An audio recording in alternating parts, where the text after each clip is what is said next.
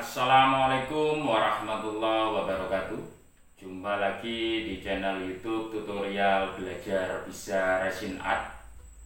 Hari ini saya akan sedikit sharing atau menjelaskan tentang pigmen atau pewarna dari resin, baik epoksi maupun polyester. Jadi karena masih banyak teman-teman yang menanyakan apakah bisa cat seperti pilok dan seterusnya, kemudian tinta seperti tinta printing atau tinta ballpoint, bahkan krayon yang untuk menggambar itu dipakai untuk pewarna resin.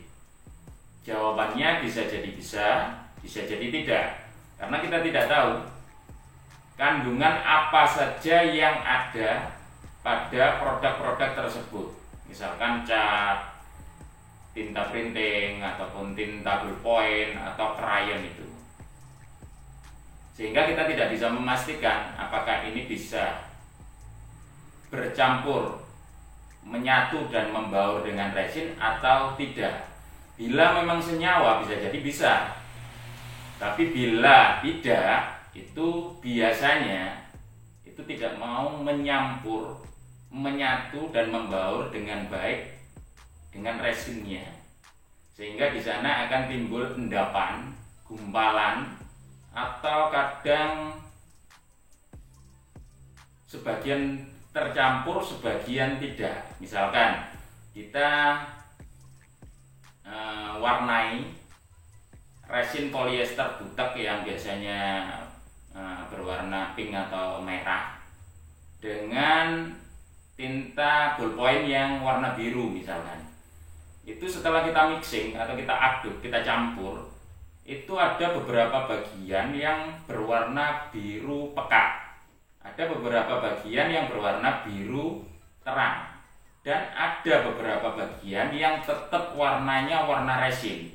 Jadi kalau tadi kita pakai polyester warna butak ya, yang kebanyakan berwarna pink atau merah, itu tetap akan berwarna pink atau merah, sehingga tidak maksimal gitu. Dan kalau menurut saya lebih baiknya kita memakai produk pigmen atau pewarna resin yang memang dikhususkan atau diperuntukkan untuk pewarna resin, baik epoksi maupun polyester. Nah, kecuali memang sudah nggak ada lagi gitu kan, susah kita cari pigmen epoksi atau pigmen resin ini. Nah, itu alternatif aja sih. Tapi sekarang udah nggak sulit kita nyari, ada banyak di Tokopedia, di Bukalapak, di Shopee, bahkan di teman-teman komunitas di Facebook yang berhubungan dengan resin itu udah banyak yang jual. Jadi nggak susah menurut saya untuk mencarinya. Dan di depan saya ini ada beberapa contoh produk pigmen, macam-macam produk pigmen. Dan ini kebetulan produknya Durofol. Sekalian saya review. Di sini ada produk Durofol yang alkohol ink seperti ini. Ini bentuknya cair. Ini untuk pewarna resin baik epoksi maupun polyester yang transparan. Ini biasa kita pakai atau teman-teman pakai untuk aplikasi atau pembuatan revertable casting. Ini ada warna floral purple, ungu sih ya, seperti ini. Tembus cahaya atau tembus pandang. Ini transparan, memakai pigmen alkohol ink yang jenisnya alkohol ink. Ini ada warna ungu, kemudian red coral ini merah tapi ada sedikit coklat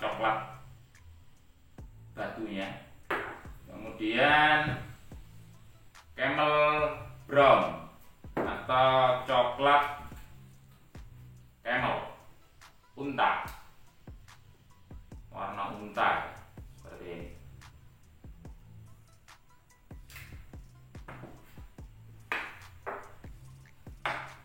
Kemudian ada raspberry, ini merah seperti merahnya buah naga. Mythical Cooper, ini merah darah sih ya, atau merah mawar. Ada lagi Linen Cooper, ini merah bendera. Ini hitam orchid, black orchid, dan black wine. Bedanya kalau yang black wine sama black orchid ini, black wine ini biru atau hijau yang sangat gelap, yang sangat pekat sampai menjadi hitam. Ya intinya hitam aja. Nah, kalau yang black orchid ini merah yang sangat gelap sampai menjadi hitam. Ini kalau kita kasih cahaya, nah, ini ada merah-merahnya.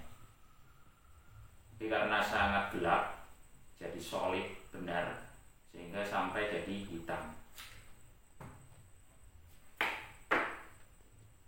Kemudian ada Persian green seperti ini. Ini warna apa ini? Hijau lumut ya. Ini saya kasih sedikit. Jadi ini sangat solid ini. Jadi dikit aja udah gelap ya untuk alkohol ink ini. Kemarin itu saya sebenarnya sudah casting di awal itu, saya kasih 1 tetes semua, dan ini hanya di cup dengan ketinggian atau tebal kira-kira 2-3 cm. Itu 1 tetes sudah sangat-sangat gelap sampai nggak terlihat warnanya, jadi seperti solid semua. Nah ini kalau yang 1 tetes segini, kayak gini warnanya.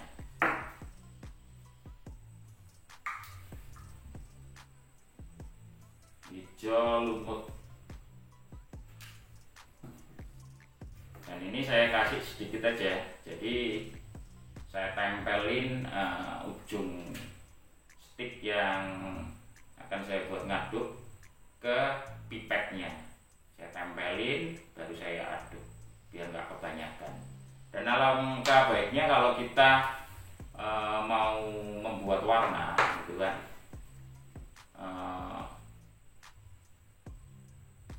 kita inginnya segelap apa atau seterang apa, itu lebih baik kita kasih sedikit demi sedikit. Jadi misalkan gini, saya akan casting river table dengan ketebalan 5 cm. Kita coba di cup dulu dengan ketebalan kurang lebih 5 cm. Kita kasih alkohol inknya, itu gelapnya kita kepinginnya seberapa. Misalkan kalau kita pakai hijau, ini gelapnya segini atau segini gitu kan, atau di tengah-tengahnya.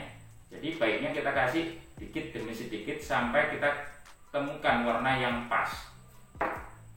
Ini kalau sedikit warnanya kayak gini nih, ini yang forest green. Tapi kalau saya tambah lagi, jadinya ini hijau botol. Dan sesolid-solidnya yang alkohol ink yang transparan ini akan tetap glossy atau tetap seperti kaca, terlihat seperti kaca. Jadi seperti kaca ribbon saja yang gelap itu. Jadi nggak benar-benar solid seperti yang pigment solid, yang benar-benar sangat mati gitu kan. Ini masih seperti kaca. Bedanya di situ. Ini contohnya. Ini hijau yang transparan pakai alkohol ink, dan bagian samping sini saya kasih sedikit, saya lapisi sedikit saja sama yang solid. Ini udah nggak tembus. Tapi kalau yang alkohol ink, cahaya masih tetap tembus. Ini yang pertama, alkohol ink untuk pewarna resin transparan. Dan yang kedua ini yang jenis pasta atau yang solid, yang gelap. Ini biasa kita pakai atau teman-teman pakai untuk river table, juga bisa untuk casting, tapi kebanyakan dipakai untuk dirty pouring. Tapi di river table juga banyak sih dipakai.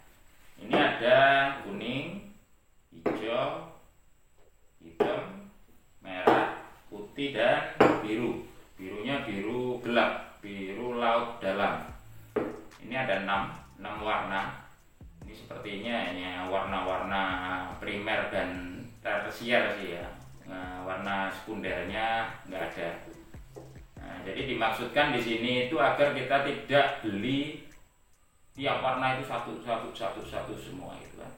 Jadi kita bisa mencampur sendiri antara warna-warna primer dengan warna primer yang lain, atau warna primer dengan warna tersier, atau tersier dengan tersier, sehingga menjadi warna sekunder yang kita mau. Misalkan untuk warna sekunder apa gitu kan, itu campurannya warna tersier atau warna primer apa dengan apa sehingga menjadi sekunder warna yang kita mau. Untuk mengetahui itu bisa minta bantuan Mbak Google. Saya kepingin warna ini campurannya warna apa dengan warna apa, itu bisa. Jadi base-nya itu, primernya itu di warna-warna ini. Kalau warna primer itu kan RGB ya, red, blue, dan green. Selebihnya ini warna tersier, dan turunannya nanti menjadi warna-warna sekunder. Tapi juga ada beberapa merek atau produk dari produk lain, dari pabrik lain gitu kan, itu yang menyediakan warna-warna sekunder, tapi juga nggak terlalu lengkap dan semua ada, itu nggak begitu juga.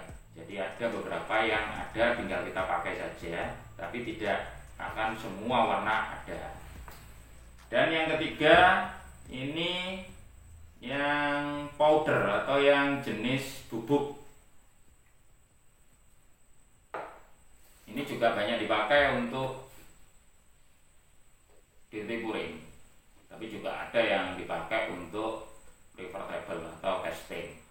Jadi semuanya ini pada dasarnya bisa untuk casting, bisa untuk coating, bisa untuk dirty pouring, bisa untuk river table. Tapi kebanyakan kalau yang alkohol ink ini banyak dipakai di river table, dan yang solid ini, yang pasta ini banyak dipakai di dirty pouring, tapi juga banyak di river table. Untuk yang bubuk ini kebanyakan di dirty pouring. Untuk harganya alkohol ink ini kemasan 25 ml itu harganya 30.000. Ini kemasan kecil 25 ml dengan harga 30.000. Bentuknya cair ya, seperti ini. Ini ada pipetnya, bisa kita teteskan. Nah, seperti ini. Kemasan 25 ml 30.000. Untuk yang pasta atau solid ini kemasan 60 gram, karena ini bentuknya pasta ya. Ini gram.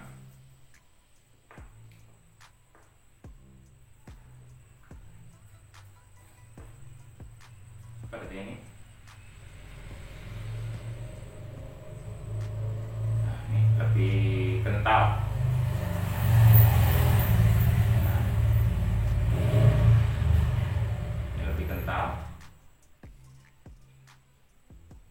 Yang jenis pasta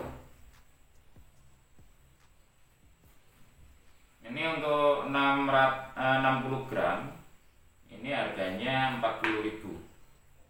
Dan untuk yang bubuk ini 30 gram, tapi harganya sudah 50.000. Ini lebih mahal nih. Jadi biasanya saya kalau pakai yang powder atau yang bubuk ini hanya secukupnya saja. Misalkan saya membuat dirty pouring motif marmer dengan warna dasar hitam, kemudian sedikit saya kasih putih untuk motifnya, kemudian ada dikit-dikit warna emasnya, baru saya kasih powder ini. Nah, ini untuk yang powder ada 5 warna, harusnya ada 6 warna ini. Ini ada putih tulang, silver, kemudian red ruby, merahnya seperti ini. Kemudian ada gold natural. Nah, ini warna emas ya, yang natural, dan warna emas yang lebih gelap. Ini masih ada satu lagi kalau nggak salah, blue diamond, biru. Untuk pewarna resin baik epoksi maupun polyester, kita memakai produk pigmen yang memang dikhususkan untuk pewarna resin tersebut, baik epoksi maupun polyester. Karena tentunya untuk pigmen ini yang memang sudah dikhususkan untuk resin, ini sudah melalui observasi, penelitian, dan berbagai percobaan, sehingga dipastikan itu bisa tercampur, membaur, menyatu senyawa dengan produk resin baik epoksi maupun polyester. Sekian video singkat dari saya, semoga bermanfaat. Sampai bertemu di channel tutorial berikutnya. Saya Gus Rudi dan salam belajar bisa.